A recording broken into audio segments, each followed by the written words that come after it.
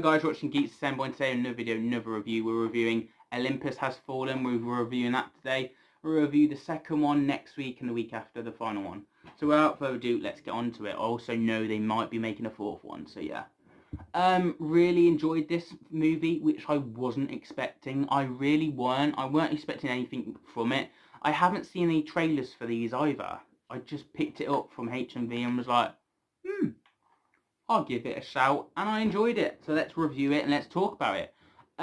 Yeah, this movie, we obviously have the main guy, the bodyguard sort of guy, who's doing his day-to-day job. And the mom dies early on, the first woman, I do believe they call them. And she dies, and the boy grows without his mom, and he misses it. And the dad's having to struggle on his own. The dad is the prime minister, the president. And the president basically gets a lot to do in this movie, and stress is at high.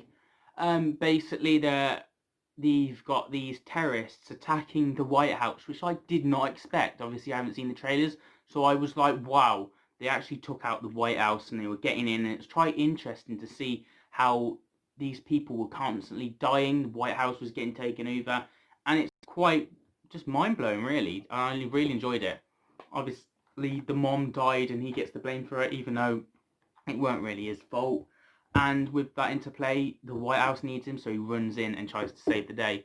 It turns out to be some like lone suicide assassin mission to try and get through and save the president, which is so many cool ways of people dying, and so many ways of this and that, and all these weapons that are taking place.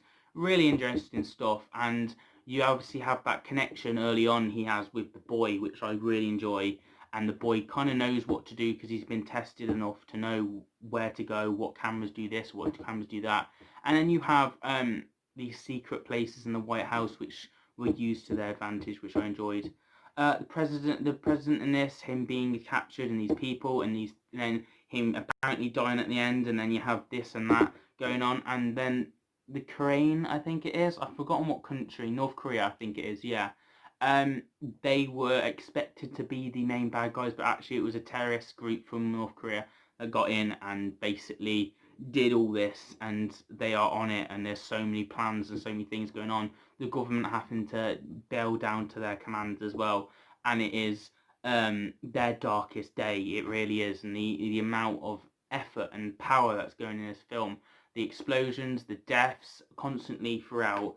And then you have this one-way suicide mission of him trying to get the boy, which they do successfully, and then trying to save the president. And you really think at some points he's not going to be able to do it. It really is like that. It is like, oh, they're just going to kill off the president and he's not going to be able to do it in time. The weapons get took over like that. These terrorists are on point, and the main bad guy in this, I don't know what his name is, but performance was incredible, and a fearless villain to be against, and they took no prisoners with that. And yeah, they're just a brilliant, all in all, really enjoyable story about the White House getting took over and then them trying to take it back and defeat the terrorists, which the terrorists almost win. They almost do, and detonate all these weapons, and then they just go off and escape. And it was just fall down to the last couple of minutes. I mean, the fighting went on, and then the bomb that was going to do everything, 3 seconds were left on the clock, really enjoyable. So yeah, I would give this out of 10.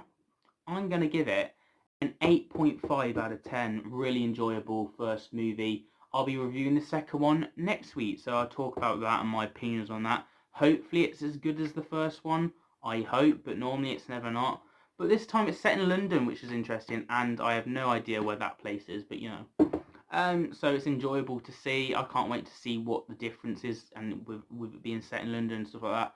So yeah, intriguing, interesting. Let me know your thoughts down below in the comments. Love to hear them, and I'll see you guys for another video very soon on the channel. Remember to subscribe and share the video with someone who may like this video as well.